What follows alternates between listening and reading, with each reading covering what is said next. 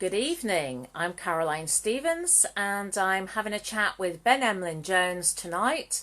We have had quite an eventful time over here in the UK. We're covering matters such as the Windrush scandal, the Trump visit, and the recent Bilderberger conference, which has also just come to an end. So welcome, Ben. Thank you so much for coming back on the show. So this is Caroline Stevens Seeking the Truth, and I am live streaming both on Facebook and on the YouTube channel Caroline Stevens Seeking the Truth. So you won't see Ben's picture on the phone on Facebook, but you'll see his picture on the YouTube channel. So Ben, over to you. You were in London, I believe. Yes, I was. So thanks for having me on the show. I'm Ben Emlyn-Jones. I'm a regular assistant to Caroline, and we work together on YouTube a lot, and it's great to be back. I actually did go to London. It was yesterday because there was an interesting event. Now, President Donald Trump of the United States has been on an official state visit, and for several reasons, I think that it's potentially a very important historical event. There was actually a protest against him because there were a large number of people who were very opposed to his visit, and they actually had a big demonstration in London. I attended because I wanted to defend the president and put aside my own opposition to them and their criticism of him. But it turned out very nasty, actually, and I know there's been some videos going around online. I did put some videos online. I want to assure people I'm fit and well and I'm back home safe. But I was attacked. Were you? Yes, I was attacked. There was a large number of protesters. I was peacefully counter-protesting, and a group of the protesters, the anti-Trump protesters, approached me and. Well, it was verbal abuse. Also, they assaulted me, but it was minor compared to what some people have endured. I was not hurt. I did have my my Trump hat, my big red hat. It's a bit like this, except it says "Make America Great" on it. That was stolen from me, and the Stars and Stripes, which I was carrying, was stolen from me. I was beaten with a rolled-up newspaper, and I was verbally abused incredibly. I mean, I had about a dozen or more people around me, and they called me almost any bad name you can think of, any bad word you can think of, which I would never repeat. And along with that, there was a number of slurs against my character, defamation, and well, those were equally unoriginal. Racist, Nazi, fascist, and several other variants thereof. What happened was eventually a policeman came over and broke it up, and they escorted me away from the area. I decided I'd done my bit, and I decided to go home, and I'd lost my hat and my flag. Were you supposed to be staying overnight for another night? No, I just went there to counter-protest the demonstration. So can you give an indication on how many people were on your side of the argument, if you like, and compared to the other side? Because I haven't been keeping updated with the numbers of protesters. The only thing I read was that numbers of people were down on last time he visited. There was a large number of there were a few people. There were a few isolated groups of people who wanted to defend Donald Trump. I went independently. Excuse me, I got a bad cough. But there was no real organised event, which I think may have been the mistake. Was this is what we should have done? Maybe I should have worked harder to that myself. There were a few small groups of people and individuals, and all of those were in some way harassed by the anti-Trump demonstrators, of which there was a huge number. They filled Trafalgar Square, so several 100,000 easily. And they marched down Whitehall past Downing Street to Parliament Square, and well, I felt quite pleased because I didn't back down to them. You know, they were trying to intimidate me and stop me, so I shouted Brexit Trump over and over again, and they were trying to intimidate me into stopping, and I didn't. So I'm pleased that I stood up to them. I didn't back down from them. and I'm pleased I didn't. But did you see? is... Well, did you see that one of our colleagues, Amy, was at the blimp yesterday? Yes, she popped the Trump balloon, which I thought was quite very amusing. Well, I saw lots of blood, and I wondered how that had happened. I didn't see the blood. I mean, I realised it was just like, I mean, she just went over and stabbed it with a pair of scissors, and it was completely deflated. I mean, I don't know about the blood. I know she was arrested. I know that she's been, I think there's someone wants her charged with criminal damage.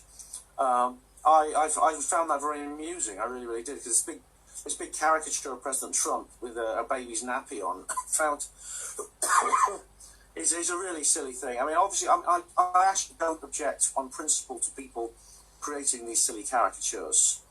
I don't. I mean, I believe in free speech. I wouldn't change anything about the protest yesterday, except the violence that was done to me and to many, many other people. And it shows, it's very revealing of the conduct, actually, of a lot of the far left these days, about how they're willing to use violence and intimidation to try and silence their opponents, rather than try and allow us, both sides, free speech, and allow us to just try and persuade each other. That doesn't happen anymore. I think it's a sign of a knowledge they have a weak argument, which is good. I think they're exposing themselves. They're failing abysmally, actually, at whatever they're trying to do, which is to put the general public off supporting President Trump. As it happens, I think there was an opinion poll that said 43% of people were absolutely fine about President Trump visiting Britain. They were actually pleased about it. Only 23% actually actively opposed his appearance in this country. So really, I think people are voting with their feet. The president has a lot of respect over here, and the people demonstrating against it when they display this kind of conduct are only harming their own cause. So let them continue. Obviously, I'm glad I wasn't hurt. I'm sorry for those who were. I mean, well, it seems the worst that seems to have happened is someone got milkshake thrown at them. What's the world come to? And we've got, it's milkshakes and balloons. This is sort of, isn't that sort of indicative of kiddish behaviour? Extremely. I mean, I think it's the general level of political debate now. This has become quite mainstream now, that if something happens that a large group of people don't want, they essentially go on the rampage. They arrange petitions to just sign it, saying, "Look, we'll make it go away. We don't like it." Or they'll go on demonstrations, which become very noisy and can get violent and exhibit very, very juvenile behaviour. So people were injured then. I think there were some people. I think one guy had a milkshake poured over him. We were verbally abused in a very extreme manner, with extreme. He was basically shouting and yelling in their face, as I said, using a lot of obscene rhetoric, and also, as I say, defamatory slurs against their character. This happened to me, and it happened to a lot of people. I was beaten with a rolled up newspaper. But I didn't back down. I stood my ground, and I'm glad I did. I think it would have upset me if I backed off, and I didn't. Wow. Okay then. Their own cause. So you were just there for the day. Did you get updated on the Bilderberger conference over the weekend at all? Because I did a little a monologue at the weekend, because I realised just who was attending the Bilderberger conference, and how these people, they're not picked at random. These people are groomed, aren't they, for high places. You can't get into Parliament. You certainly can't get into certain key places, key positions in the cabinet, and you certainly don't get invited to the Bilderberger conference, unless you are chosen. You are a chosen person. So the likes of you and I will never be able to get there. No, absolutely not. The Bilderberger meetings is actually almost like a part of this selection process for the very most elite levels in the world's political and economic, commercial areas. Because now the Bilderberger meeting is actually something that has been going on since 1954. It used to be completely secret. for most of its history, it was actually extremely carefully guarded secret. For example, the famous Tunbury Golf Course, which is now owned by President Trump, in 1998, that was the scene for the Bilderberg Group meeting, and the security operation for that particular event was the biggest police operation in Scottish history. Yet not one word was spoken about this in the media. Now, in the last few years, especially sort of going through the 1980s and 90s, the profile of the Bilderberg Group has gradually risen. It's still not covered as a news story, but it is mentioned in the media occasionally, mostly thanks to the work of people exposing, such as people who work for Spotlight magazine, like Jim Tucker, Alex Jones, and many, many others who've publicised the Bilderberg Group to the point where it has become, at least, it has a semi-official public face. It even has its own meetings. It's called bilderbergmeetings.com, and it gives it's a very, very small, simple website. It was obviously set up very reluctantly by the people who run it, the steering committee who run it. Now, if you want to see, if you just Google the list of participants in the Bilderberg Group over the years, you will see a number of names which you are bound to recognise. Certain individuals such as Henry Kissinger, who's a major power broker in the United States, he's been at almost every meeting. Another very prominent figure in the Bilderberg Group is Dennis Healey, who was a very senior government minister for many, many years in the 60s and 70s. Well, Kissinger, I read that Kissinger was attending this time, and he's something like 95. They just go on forever, don't they, these people? I mean, they just never seem to die. Are they cloned? Robert Mugabe, they're all really ancient. And maybe he has, I don't know. It's only the good guys, David Bowie, Prince, Michael Jackson. They die young. You have to be horrible. It seems like you have to be evil to live a long life these days. But yeah, he's still there. He's still active at the age of 160 or whatever he is. Now, what's interesting about the Bilderberg meetings is that you'll find that some people are regular and they go there all the time. And Kenneth Clark has been to many of them. But you'll find that occasionally people might be invited to one or two.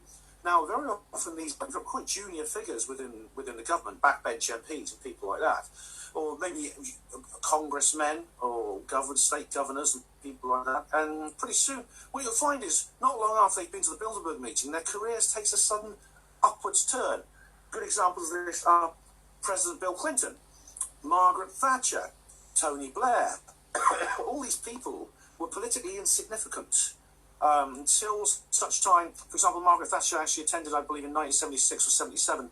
She attended a Bilderberg Group meeting. She was a backbench Conservative MP. Literally within 3 years, she's leading the Tory party and becomes Prime Minister in 79. Tony Blair, exactly the same. He's just nobody. And suddenly, he's going up the ranks, he's in the shadow cabinet. And then John Smith, the Labour leader, conveniently dies of a heart attack. I'm not saying there's anything suspicious about that, but it was extremely serendipitous for old Blair, because then he becomes Labour leader. A couple of years later, he's Prime Minister. Bill Clinton, Governor of Arkansas. Again, before you know it, he joins the Bilderberg Group. He joins the Trilateral Commission, which is similar to the Bilderberg Group. Before you know it, he's President of the United States.